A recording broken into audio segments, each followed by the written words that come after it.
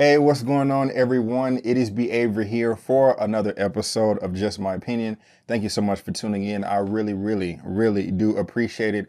And with this episode, we are talking Disney Plus Loki episode 1 full spoiler recap. Yes, I did say spoilers because I am going to spoil this episode 1 as if you've already seen it. I'm going to talk about everything up, down, left, right, in, and out.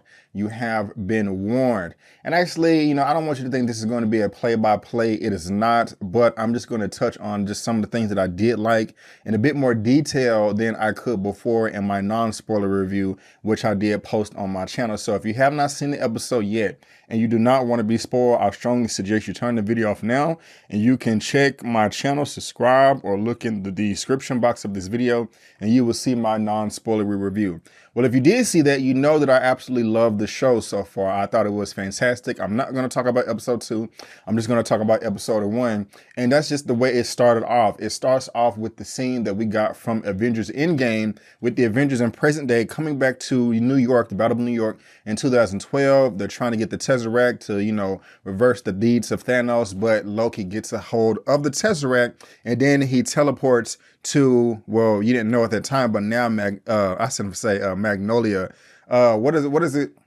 I forgot the name, not Magnolia, I forgot the name of the Mongolia. That would have just bugged me if I couldn't think about it. But yes, when he does pick up the Tesseract, that is where this episode starts off. And I absolutely love that beginning. And he's transported to the desert in Mongolia. And that does remind me of the very beginning of the MCU, the Marvel Cinematic Universe in Iron Man 1, 2008, where Tony Stark is escaping from the cave in his cave Iron Man suit, and that is where things start off. I absolutely love that. I mean, as soon as the scene started, I was like, oh wow, we're back here. This makes total sense. I kind of forgot for a second, like, yes, this is the Loki from 2012 and not the ones that we've seen, in Endgame, Infinity War, Thor: The Dark World, Ragnarok, etc. But as soon as, he's still his cocky self, he's standing up on a rock, I am Loki, who are you? And this is where the time variance authority comes in, with their suits on and their gadgets and, their little devices. And he tries to run up on them. And Wuni Masako, who was coming from Lovecraft Country and in-house, she hits him with the billy club stick and it slows him down. And already right there, I'm just saying to myself, wow, okay, we are not in Kansas anymore. We are really dipping into sides of the MCU that we haven't seen yet. And that sucks. She says you're going 1/16 through time, but you're feeling all of the pain as if it's like regular time. And I'm just like, man, I bet that is just incredibly painful, but I am liking that. And that's where he is transported over, to the time variance authority. One of the things I do like, the opening title cards, everything with the score. I think that's brilliant. And his name, Loki, flashing different fonts of the letter. I think that's just very, very cool. And I don't really know how to describe it, but just the sound, the score, it's really mysterious. Like, there's so many different avenues that this show can explore, and I'm here for it. And I just love how, it's really suspenseful for me. But now we're, I said in my non-spoiler review that I like the set design because it does remind me of like the 60s and 70s. And we kind of get this like DMV type vibe here. And so far, everything kind of just seems cool and goofy. But one of the attendants on the inside is saying to another, I'm assuming variant, just says, hey, get a ticket. And he gets an attitude. And then Loki goes up there as well, where when the other gentleman gets up to the booth and he doesn't have a ticket, they just disintegrate him. And I'm just like, oh, snap. This is crazy. This is serious. Okay. I knew this was going to be a fun show, possibly light and goofy a little bit, but no, this is serious right here. And Loki is shook. Supposedly he is a god, the god of mischief, and he's not supposed to be necessarily afraid of anything, but he was really shooken up right there and was reaching for his pocket and really did get that ticket out.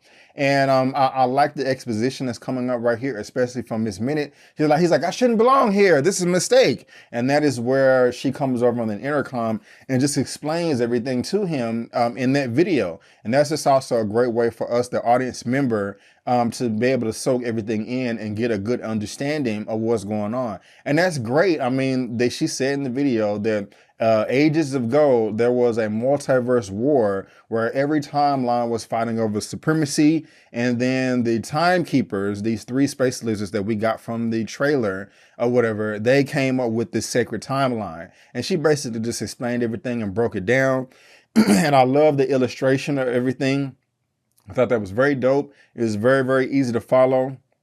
And I'm like, man, this is clearly a new hierarchy of power right here, you know? And I'm just thinking to myself, I mean, they obviously operate outside of, you know, if you're really into the comics, and I'm not saying I'm an expert, of course we know there's a multiverse and there are entities, beings that watch over the multiverse, one being the living tribunal. And I think if you were to show that in an image, each universe would be like a different page in the book, like a infinite book of pages, and each page is a universe. And like, I guess like not the one above all, but the living tribunal turns the pages or whatever.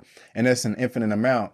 I'm just thinking like the time variance authority, their little realm exists between those pages, not on the page, but between those pages. But I mean, I'm just speculating here. They didn't come up in like episode 2 or anything like that.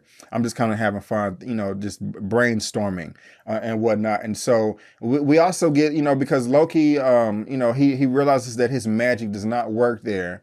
And you know, let me not go forward too far, you know, but they strip him down of his clothes. He has to sign the paperwork, and then that's when he's introduced, you know, to court. Now, one of the things that I said in my non-spoiler review, the only little nitpick I had was he was like, hey, I don't belong here. And Gugu Mbatha-Raw, who is the judge of the in this show, and I don't know her character's name. I'm not too familiar with that, but she did a great job. I was saying that I'm so happy that, you know, I'm getting to see a black woman in some form of authority. I just didn't expect that. And I think it was kind of meta because Owen Wilson's character, Agent Mobius, looked up at her like, oh man, I'm getting used to looking up to you. It feels right or something like that.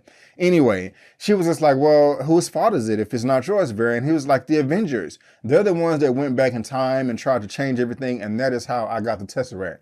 I want to know, how did he know that? How did he know that they went back in time? There was no way that he could have known that. And that's just kind of interesting to me, you know, because he didn't, it just doesn't make sense to me. So it's not a big deal. I'm not just going to complain a bunch and just be like, oh, they ruined the show. It's bad writing. You know, it's not that serious, but maybe it is. But that is just something that kind of just piqued my mind here. But this is where Owen Wilson's character, Agent Mobius, and Loki do come into the fold, because later on we found out that there is somebody going around, and I'm kind of bending episode 1 and 2 together, and I don't want to spoil it for you, but there's just a mysterious person that they're searching for, which they find at the very end. Now, while he's in court, he tries to use his magic, and he realizes that his magic does not work there, unfortunately, you know, so he's kind of up a creek. And when they're going through the hallway, he sees what the time variance authority looks like outside, and it just is completely beyond his comprehension. He's saying to Mobius like, oh, I thought this was absolutely no magic here at all. And it's like, it's not, you know, you have a lot to learn. And basically Mobius is just trying to really understand what makes Loki tick. And he's just showing him different flashbacks of what happened in his life before. And just say, hey, you're enjoying this. And right now I'm really enjoying the banter and the back and forth between these two characters. But one of the more important things to me that I really liked about this episode is Loki's character and his development, because at this point in time, we know that he's really cocky and arrogant and all that stuff. But man, he has never been so humble before. I mean, this is crazy. I mean, I like the devices that they, like the watch that they have, to where he has the collar around his neck and they can send his body back in time. That is put on Wumi's character, and he kind of like messes with her. And when he goes and finds the gentleman at the very beginning talking about the Tesseract, and he was, you know, he's not able to use it. You can tell that the color is different. It's just not, it doesn't work in that section of the multiverse, you know. And that is a little bit that I know, is that the Infinity Stones only work in the universe that they come from. And like, are there any multiverse, I'm say Spirit Stones, Infinity Stones, or like the Astral Regulator? You know, that's really deep and neck deep into the comics right there. But I like that when he opens up the drawer and he's just so shocked and like, what are these? And he's like, Infinity Stone. And he's like, what? It's like, people have been chasing, these stones across the universe for like all of their lives, and y'all are using these as paperweights. And he's just dumbfounded. He's just like, wow, I thought I knew something, but I clearly don't. I'm only scratching the surface when it comes to sentient beings and, what is existence. And that's when he gets up and looks at the sacred timeline and is just saying to himself like, wow, is this the greatest power in the universe? And he is really shook and humbled right there. And he kind of gets depressed. And I don't blame him. I would be depressed too. And he just, this big question of free will comes up, and that everything, whether it's true or not, everything is predestined. Like we think we have free will. It is an illusion. And he says that to Owen Wilson's character, like, this is an elaborate illusion, for the weak to appear strong. And he said that's what he's doing that's what the Time Variance Authority is. But at the same time, that's what he admits later on, that's his MO. And I just thought that was very, very interesting, because he just doesn't want to run anymore. He goes back in that room and he just sits down and he's like, man, this sucks. This really sucks. And I like the fact that he was able to look at his future self and to see how his life ended, and it's kind of like he's getting a second chance in life, and so while some people may complain that, oh, we're losing the Loki that we got before, we're really not, because this Loki picks up in 2012, but he still learns and knows all of the character development that happened in Thor: The Dark World, Ragnarok, Infinity War, and all the other films and TV shows this is the only TV show on Disney Plus that he showed up in, but I think you get my point. So it's just, we're still getting the same Loki because he was able to see, his future timeline, and I think that's dope. And, he's going to get some type of reset button. But that's where Owen Wilson's character comes back in there, and they're just talking and getting along and just trying to figure everything out. And I just love the fact that Loki was humbled right here. He had a whole humble pie, a few of them to himself. And, he's just really trying to get a full understanding of everything. He's upset saying, okay, hey, can I not go back to my timeline? So he just really trying to figure things out at this point. But guys, I really do like this episode. I like how it starts off. I like how they explain everything. It looks like there are a number of rules that all of these characters are going to learn, including us, their audience. And we're just going to have to figure this out. And, Owen Wilson's character Mobius need Loki's help to go find somebody that is making all these mistakes. And we do get to see that figure at the end as they set the agents on fire, the Minutemen on fire. And so I can't wait, guys. I really did enjoy this episode. I know I didn't do like a play-by-play, and I'm probably leaving things out. I'll do more of a play-by-play in future episodes. But if you're watching this early Wednesday morning, just know that later on in this evening, 6 p.m. Central Standard Time, I will be doing another live where I will be bringing in a guest. And we're going to be talking about this episode even more in more depth. And we're also going to be talking about the Black Panther news that they have Tanakh Herta cast as Namor, the Submariner in the Black Panther Wakanda Forever series. But guys, that is just my opinion, and I want to thank you so much for tuning in. If you want to see my movie review for The Conjuring 3, you can click right here. If you want to see my review for A Quiet Place 2, you can click right here. And also the latest episode of my movie news roundup, you can click right here. But guys, again, I just want to thank you so much for tuning in. And before you go, don't forget that my name is Brandon Kadavery, and that's just my opinion. Peace.